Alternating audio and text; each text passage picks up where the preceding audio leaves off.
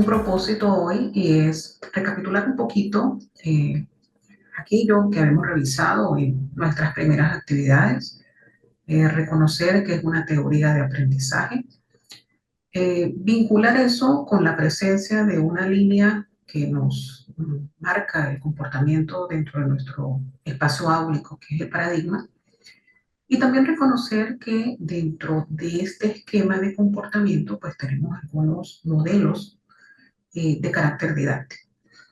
Muy interesantes las actividades que han desarrollado y que han enviado, justamente permiten distinguir que ustedes pues, han hecho ese proceso de consulta apropiadamente y que entonces pues lo plasman a través de esos buenos productos que han enviado a través de la plataforma.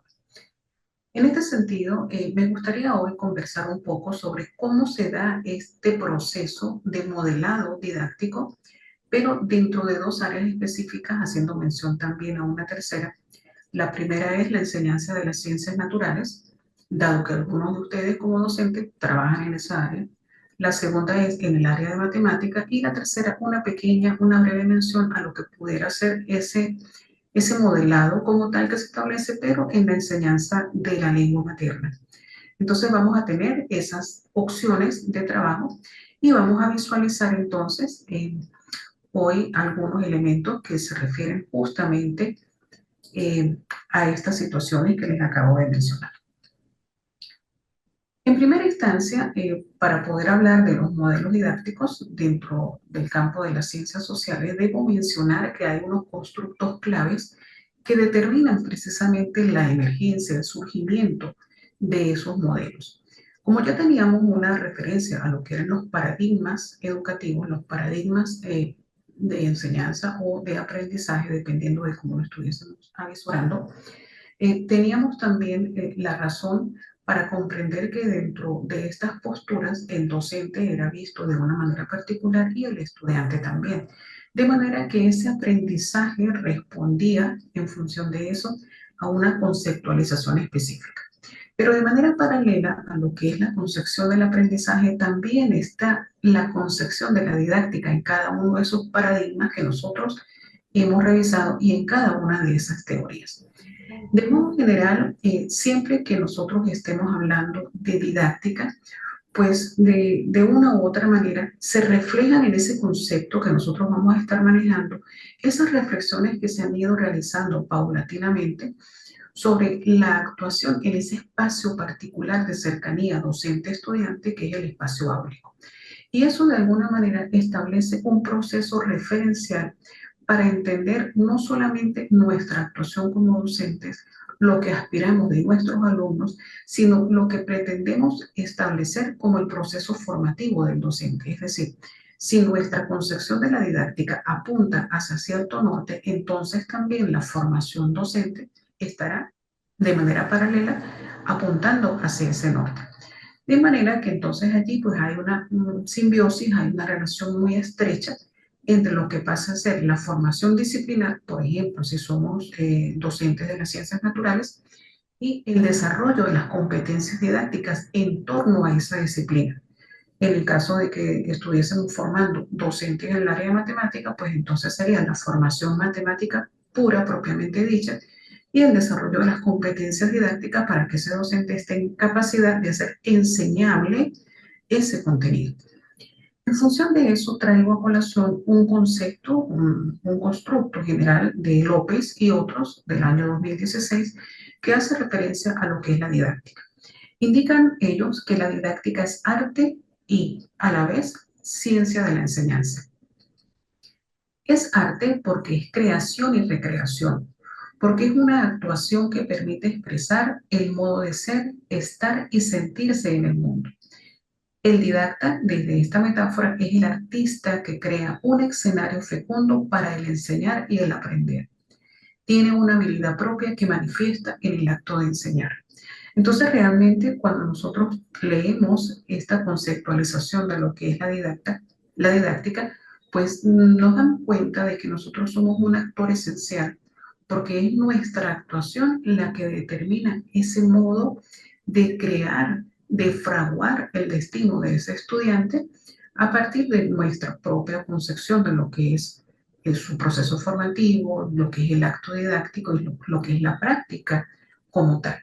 Entonces ese acto de enseñar se convierte en un arte, ¿sí? En un proceso artístico donde fraguamos el destino de esa persona que ha confiado en nosotros su formación y en quien tenemos la responsabilidad, por supuesto, de consolidar un proceso formativo holístico, completo, no solamente en la disciplina que nosotros manejamos, sino en concordancia con otros aspectos de este mundo pues, contextualizado, complejo, donde se nos exige inclusive que nuestros modos de actuar en el aula estén vinculados y paralelos, por ejemplo, a la consecución de una conciencia ecológica, de procurar establecer caminos apropiados para conseguir los objetivos de desarrollo sostenible, para que estos ciudadanos sean ciudadanos del mundo con capacidad no solamente de autoformarse y de autorrecrearse, sino de respetar con conciencia ecológica su ambiente y pues crear ambientes sustentables y sostenibles. Entonces, todos son exigencias en torno a las nuevas formas o a los nuevos modos de ver la didáctica. Así podemos entonces avanzar y podemos conversar sobre algunos de los modelos didácticos que se manejan precisamente en este campo que estaba señalando, que es de las ciencias naturales. Atendiendo a las diferentes perspectivas que el docente esté manejando, algunas veces puede ubicarse dentro de un modelo de enseñanza por transmisión y recepción. Eso se ubica mucho dentro de lo que son las teorías conductistas, esos procesos donde precisamente se pretendía solamente transmitir y que esa tabula rasa que venía representada por nuestro estudiante, pues asimilara y reflejara en un cambio de conducta que era solamente la emisión de algunas respuestas específicas, pues eso lo íbamos a considerar como el objetivo a través de este modelo. Si bien parece arcaico, si bien parece no apropiado, pues los estudios que se realizan en la enseñanza del campo de las ciencias naturales propiamente dichas indican que aún en la actualidad hay modelos que se asemejan mucho a esta perspectiva que estamos analizando. Es decir, algunos docentes aún se encuentran sumergidos dentro de este proceso, negándose a la posibilidad de innovarse, de incorporar tecnología, de hacer cambios sustanciales en su proceder. El modelo de enseñanza por descubrimiento, por supuesto que está muy asociado con aquella perspectiva de Oswald relacionado con el aprendizaje significativo, pero busca más el hecho de reposicionar como actor esencial a ese estudiante para que él descubra a partir de sus necesidades y con los insumos apropiados que le aporta el docente esos nuevos conocimientos. Sin embargo, no se le da todavía ese papel sustancial a los presaberes, a los conocimientos previos. Este es un modelo donde el descubrimiento pasa a ser el motor esencial que nos permite alcanzar el conocimiento deseable.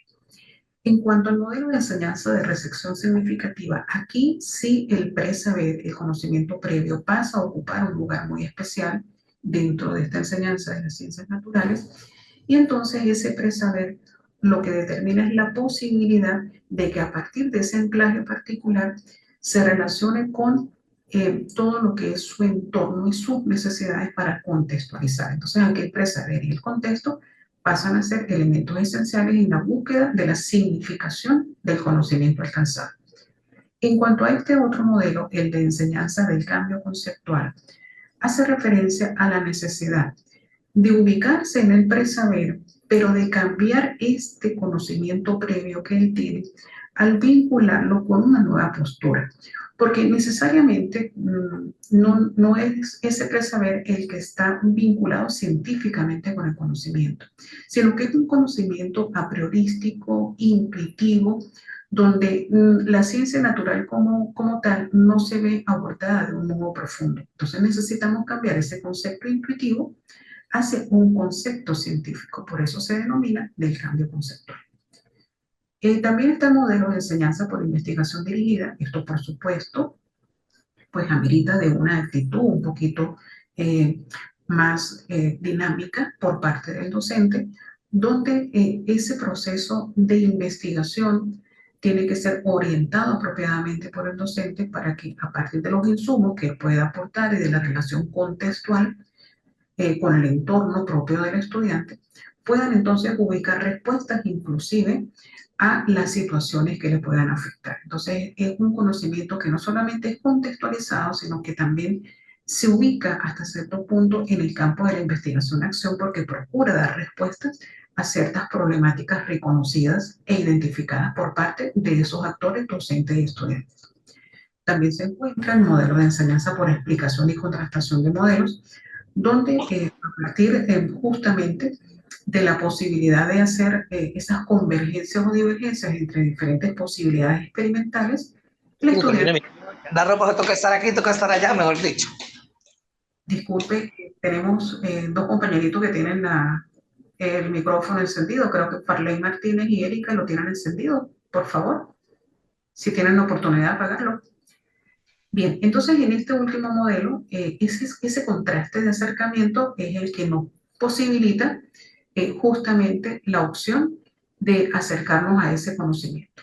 Eso sería, en términos generales, pues la revisión de los modelos que se ubican en el campo de las ciencias naturales.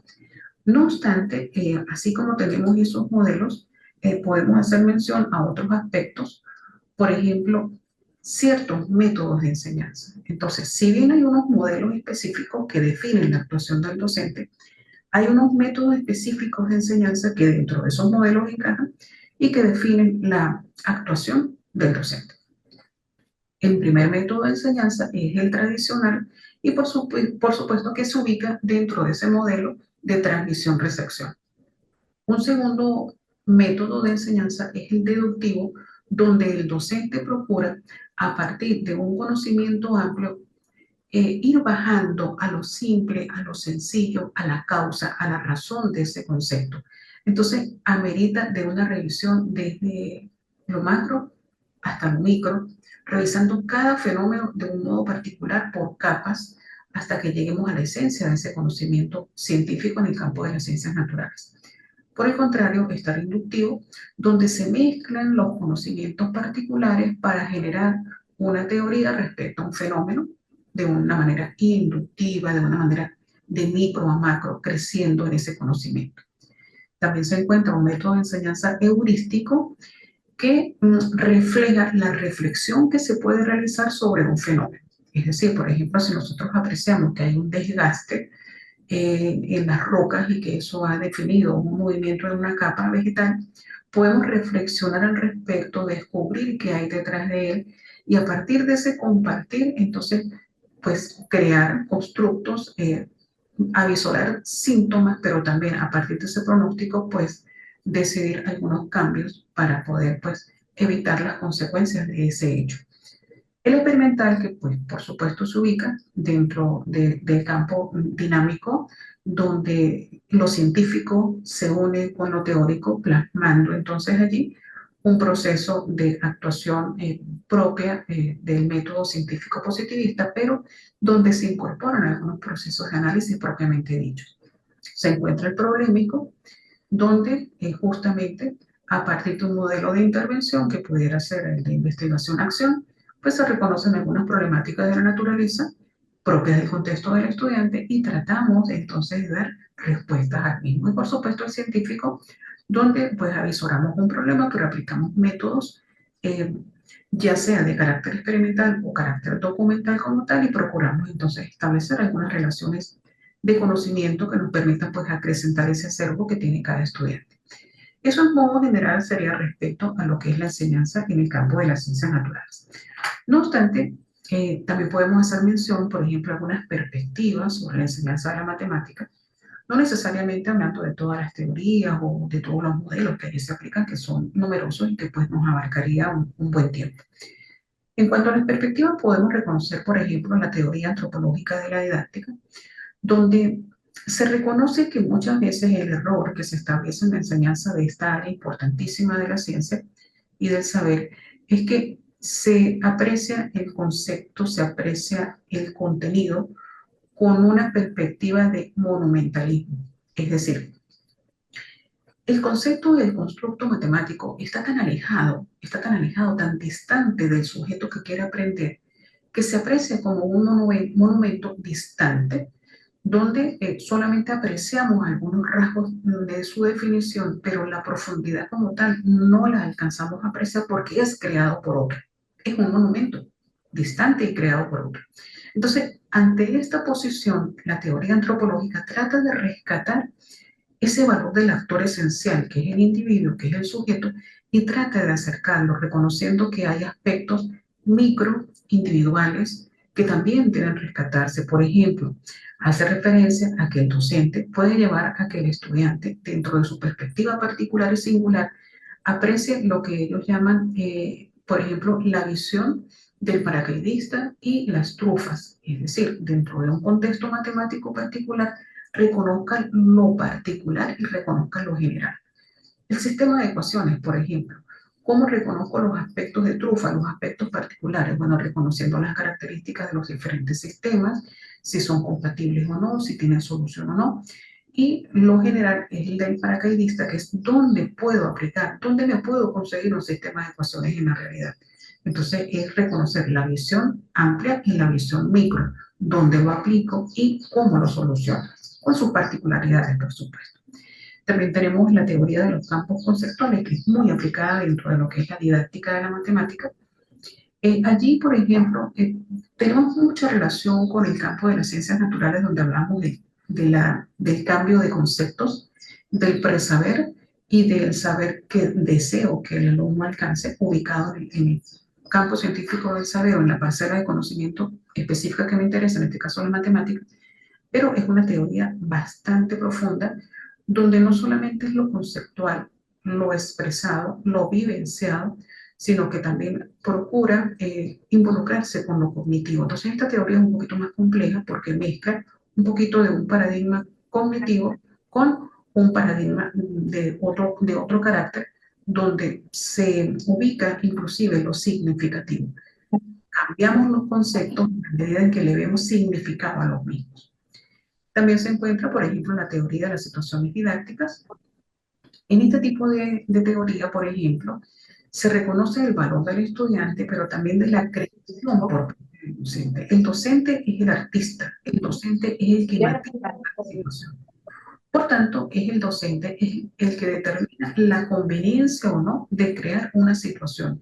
Todo depende del contexto, todo depende del tipo de estudiantes que tenemos, de sus intereses, de sus necesidades, requerimientos, de sus aspectos emocionales, psicológicos y cognitivos. Además, podemos tener también la teoría sociocultural, por ejemplo, defendida por Cantoral en México, y que Farfán después se encargó de difundir en otros contextos, por ejemplo, contexto chileno, donde el entorno como define, define la manera como nos... tenemos interrupción del sonido porque hay algunos compañeros con el micrófono abierto. Por favor, Ana María. Gracias. Bien, entonces Cantoral planteaba que la matemática tiene que permitir la transformación de la realidad. Por tanto, esto se ubica dentro del paradigma sociocultural. Esto se refleja en esta teoría que procura que la matemática sea aplicable, pero que resuelva problemas que interesan en ese contexto particular. Por ejemplo, en el caso rural, desarrollar una didáctica contextualizada acompañada de la reflexión permanente del docente es lo ideal para ubicarnos dentro de esta teoría. También podemos hacer mención, por ejemplo, a otros elementos y son los siguientes. El hecho de que nosotros como docentes tengamos un comportamiento, un modelo didáctico que se ajuste a cierta teoría, porque estamos ubicados dentro de cierto paradigma, de un modo consciente o inconsciente, porque muchas veces subyacen en nosotros como individuos actuantes en ese contexto, unos elementos que no necesariamente estamos conscientes de que los estamos aplicando. Eso hace que también cuando nosotros estemos dentro de este proceso actuativo, tengamos la posibilidad de reflexionar sobre nuestro quehacer. Es decir, convertir nuestro quehacer en una verdadera praxis. Lo que quiero decir con esto es que nosotros mismos podemos revisar nuestra actuación y hacer una práctica reflexiva, pero también ser sujetos de observación por parte de terceros y definir cuáles elementos están actuando de un modo particular que favorecen o desfavorecen el aprendizaje. En tiempos contemporáneos, justamente después del 2007 y puntualmente en el 2013, Juan Godino y sus colaboradores, entre esos Vicente Font, crearon o generaron un modelo didáctico que permite no solamente enseñar, sino analizar el proceso de enseñanza. Ellos lo denominaron el enfoque ontosemiótico de la construcción del conocimiento matemático.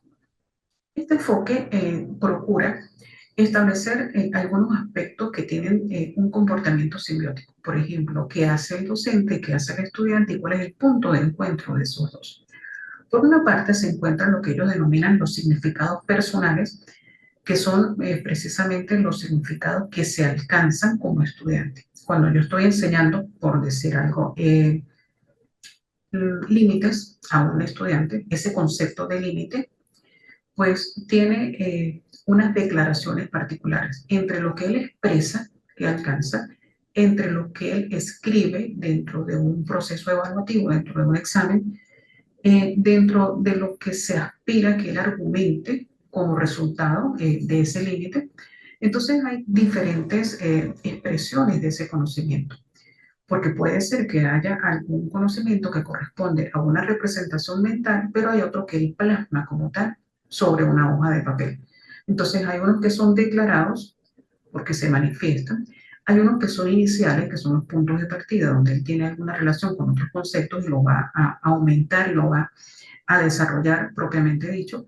Y está el global, que es donde él ya lo pudiera relacionar con otros contenidos de su mismo nivel digamos, en la temática que se está desarrollando. En este caso sería en el contexto universitario. Así como tenemos significados personales que definen hasta cierto punto el nivel de aprendizaje alcanzado por los estudiantes, tenemos los significados institucionales, es decir, qué es lo que nosotros pretendemos alcanzar. Cuando nosotros hablamos de referenciales, por ejemplo, hacemos alusión es a lo que la institución como tal considera que es ese límite, por ejemplo, para la enseñanza del futuro ingeniero mecánico. Entonces, el implementado, el pretendido, es el que se lleva en el programa como tal, y el implementado es el que coloca en la actuación el docente. Pero luego ese docente entonces lo evalúa y entonces ese va a ser el significado que se pretende que desarrolle el estudiante en ese proceso. Eso exige, por supuesto, un proceso de apropiación, porque una cosa es lo que se pretenda lograr y otra cosa es lo que realmente se logre como significado personal. Entonces, tiene que haber un acoplamiento entre lo que es el significado personal, que es el producto alcanzado por cada estudiante, y lo que es la aspiración institucional. Por supuesto que eso se da dentro de una praxis que es dinámica, que es cambiante y que es compleja, y es a lo que los autores denominan sistema de prácticas matemáticas. Esas prácticas matemáticas están sustentadas sobre todo en dos pilares, el pilar operativo y el pilar discursivo. Aquí forma parte esencial el lenguaje. Es frecuente que nosotros cuando estemos enseñando en cualquier nivel, básica, primaria, media o universidad, nos encontremos con procesos discursivos que tienen debilidades cuando estamos hablando en torno a conceptos matemáticos. Entonces, el estudiante puede decir, esto me dio 4. Entonces, no es esto, es el dominio de la función, es todos aquellos valores de x mayores o iguales que 4. Entonces, hay un cambio sustancial en ese discurso que nosotros debemos procurar. Porque en la medida en que una persona se exprese adecuadamente en el contexto matemático, utilizando bien su lenguaje oral o la expresión escrita, está diciendo que ese significado personal se está depurando. Pero por supuesto, eso se acompaña de un proceso operativo formal, porque precisamente la estructura axiomática, la estructura lógica de las matemáticas, pues dan pie a que nosotros comencemos a actuar sobre operaciones. Estas operaciones muy bien definidas, muy bien realizadas, tienen que acompañarse de un modo muy simbiótico y armónico con los procesos de discurso, con los procesos de lenguaje. Así como nosotros cuando enseñamos la lengua natural, por ejemplo castellano, estamos procurando mejorar ciertos aspectos sintácticos, pues también en matemática nosotros debemos hacer énfasis en estos aspectos. También estos autores hacen referencia a que en la enseñanza de esta matemática propiamente dicha, hay un trasfondo ecológico, es decir, nosotros debemos considerar el contexto. Cuando ellos hablan de trasfondo ecológico, hacen referencia al contexto de actuación. Entonces, el docente y el estudiante están inmersos justamente en un entorno y tenemos que buscar las aplicaciones en ese entorno y reconocer la influencia de ese entorno sobre nuestro quehacer propiamente dicho. También podemos hacer mención a cuáles son los procesos como tal que definen la actuación del docente y definen la dinámica de la práctica matemática. Estos autores, cuando plantean el enfoque ontosemiótico, plantean los siguientes objetos matemáticos, llaman ellos, o los siguientes conceptos, que son las situaciones. Las situaciones hacen referencia justamente a todas a todos estos planteamientos didácticos donde el docente plasma ante el estudiante lo que se desea resolver. Es decir, es la definición de todas esas situaciones didácticas, de todos esos problemas, de todas esas problemáticas que nos interesan resolver aplicando ciertos conceptos. Por eso, para poder actuar sobre esta situación, debemos recurrir a los conceptos. Este es el segundo elemento. La situación, la primera, el concepto o la definición también, la segunda. Estos pueden ser conceptos que son previos, pero que tienen que estar claramente depurados para poder actuar y resolver. No puedo hablar, por ejemplo, de regla de tres. ¿Cómo voy a aplicar la regla de tres si no he definido claramente y si no ha ocurrido una aprehensión apropiada de ese concepto por parte de los estudiantes?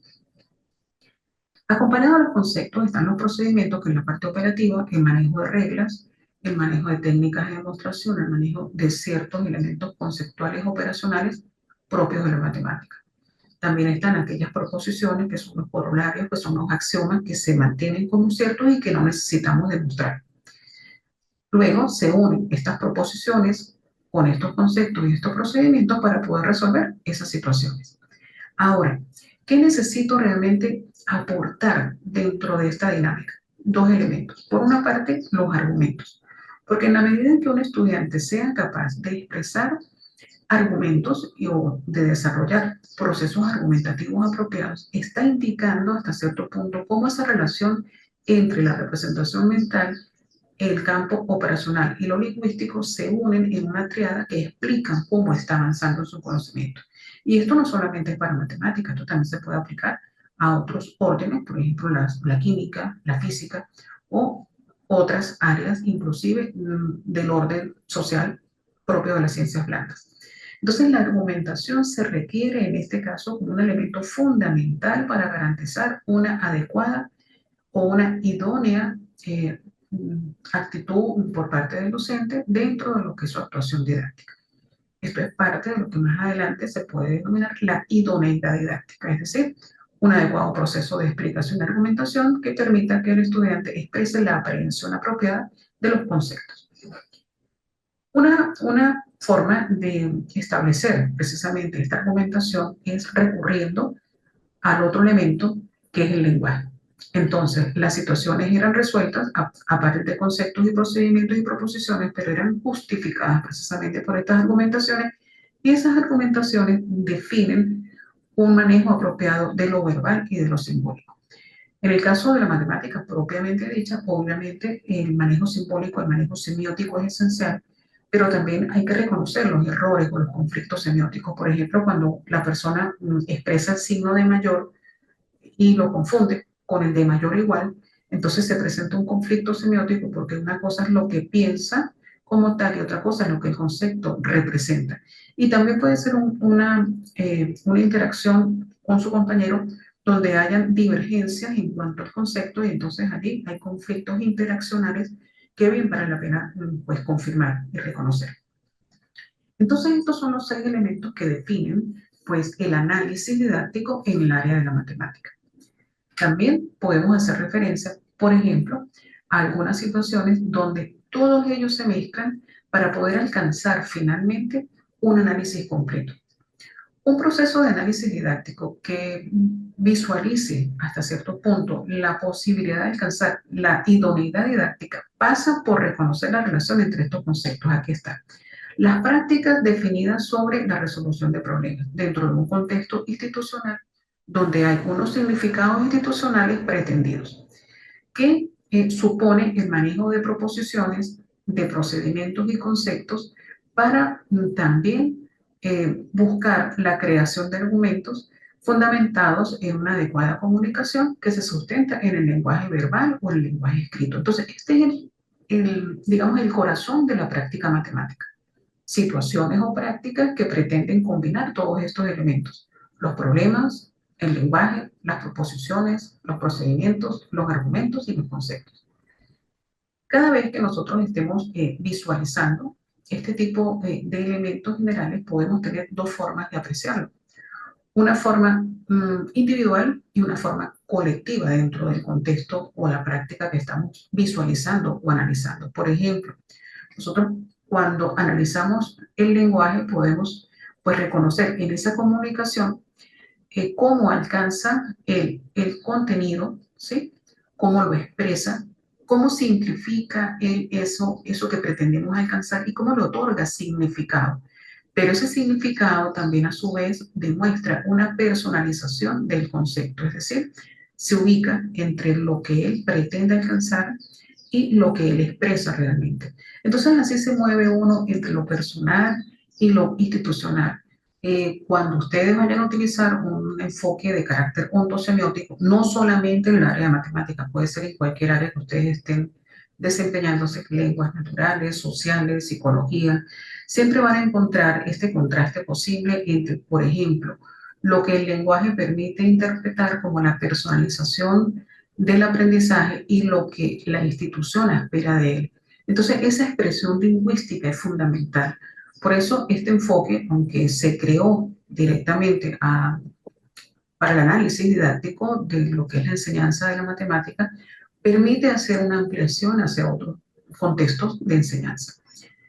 Por ejemplo, cuando nosotros hablamos de problemas y de situaciones problematizadoras, esto se puede desarrollar también en otros procesos, por ejemplo, de carácter histórico. Cuando estamos enseñando historia, podemos reflejar, por ejemplo, argumentaciones sobre qué diferencia aprecian los estudiantes respecto a lo que es un proceso en la actualidad de orden social y lo que ha ocurrido, por ejemplo, 50 años atrás en una revolución particular que marcó la historia del país. Entonces, estos procesos argumentativos, por supuesto, que reconocen el buen y apropiado uso del lenguaje y demuestran el proceso de personalización, de aprehensión individual en cuanto al conocimiento logrado, demostrado, y al conocimiento pretendido o institucional. Entonces, lo muestro porque es una manera, pues, de vincular lo que es el enfoque ontosemiótico con otras áreas. De hecho, también permite hacer un abordaje de lo que es el conocimiento didáctico matemático. Por ejemplo, cuando Juan Godino y sus colaboradores, que fueron diversos, y señalaron la posibilidad de hacer un análisis de orden didáctico, pues se dieron cuenta que no solamente era necesario focalizar la atención en el estudiante, sino que también podíamos ubicarnos como centro de atención en el docente. Entonces, al docente hay que revisarlo en otras facetas, no solamente en lo que se visualizaba en el estudiante, entre lo pretendido y lo logrado, lo que se esperaba y lo que se alcanzó. No. En el caso del docente tenían que revisarse otras dimensiones. Por ejemplo, esto se traslada a otros conocimientos, por ejemplo, en el caso del lenguaje, inglés, castellano, historia.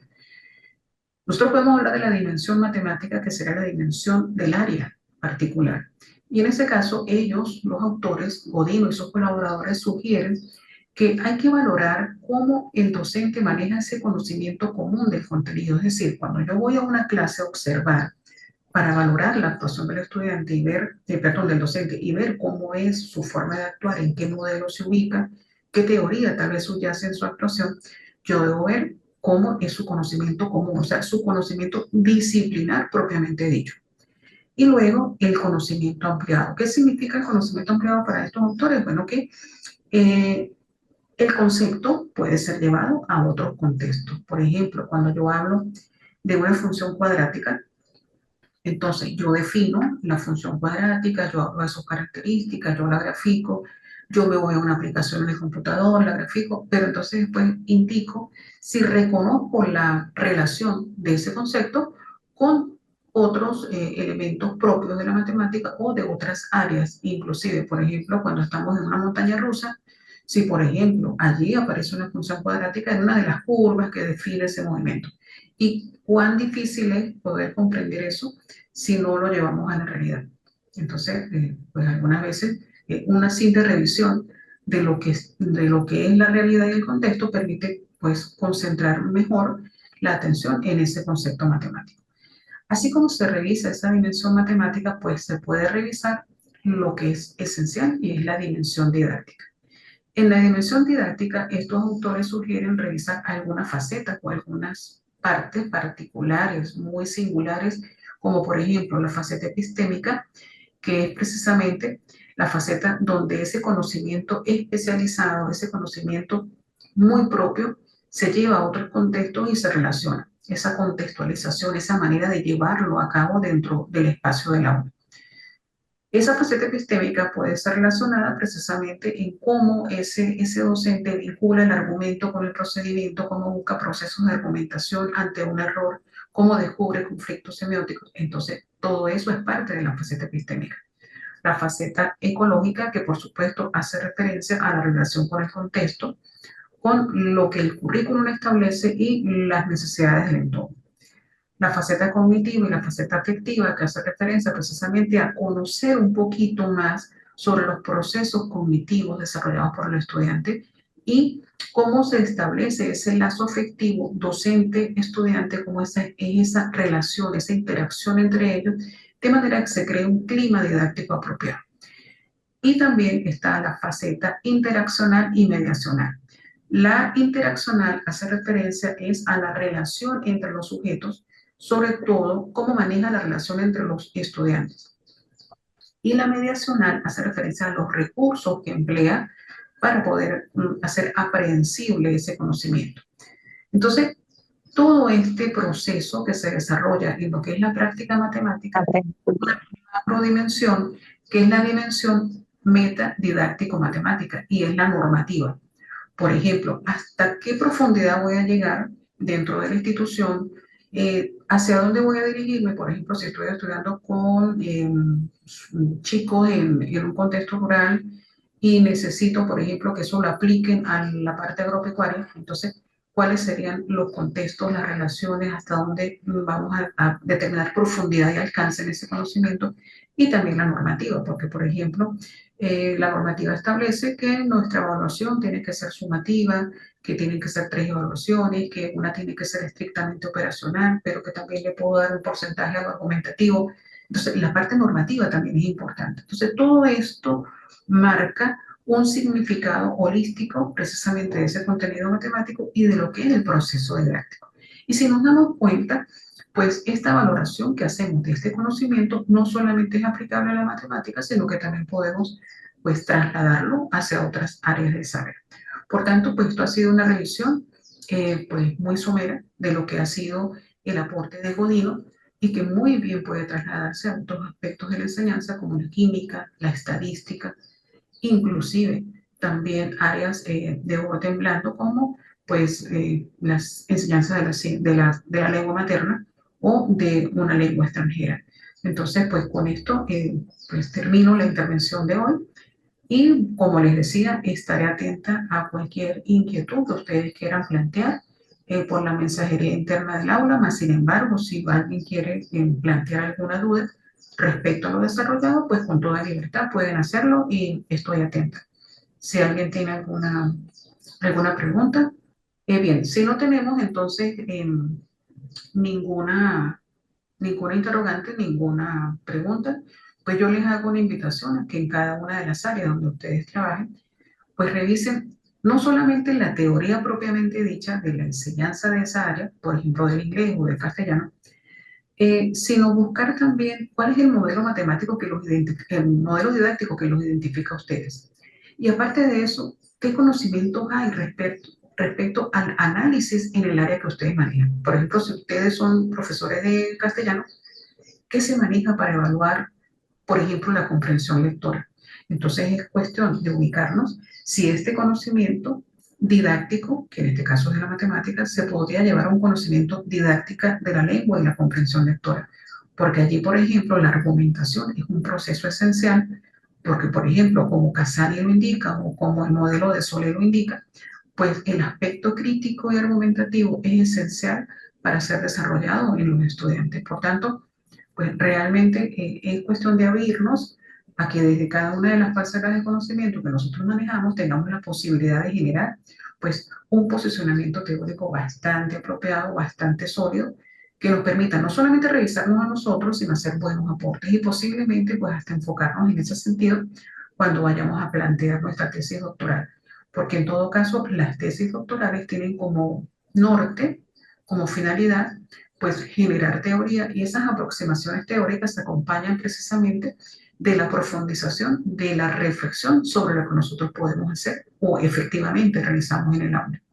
Entonces, bueno, me despido de ustedes, agradecida por la invitación que me han hecho en esta institución para acompañarles a ustedes en este proceso formativo y deseándoles el mejor de los éxitos en ese camino que ustedes emprenden, en ese transitar académico y por supuesto pues a la orden para cualquier inquietud, para cualquier posibilidad de asesoramiento en función de estos contenidos que hemos desarrollado o de cualquier orientación que ustedes requieran. Observo por allí a nuestro compañero Richard, no sé si Richard quiera hacer alguna pregunta o aportar algo antes de despedirnos. No, más bien agradecerle, doctora, por su aporte. Estuvo muy claro. Solo un poquito el inconveniente de que se fue el Zoom, pero estuvo muy claro. Yo agradecerle infinitamente. Mi nombre es Richard Pozo, soy de Ecuador y estamos aquí para aprender, doctora. Muchas gracias. Gracias a ti, gracias por esa disposición, por siempre pues, estar atento a nuestros encuentros y crecer, porque precisamente este encuentro que hace uno cuando aborda una temática es para crecer, crecer desde el punto de vista individual, académico y abrirnos a nuevas posibilidades. Entonces, el mejor de los éxitos a todos y estamos en contacto. Hasta luego, que estén muy bien.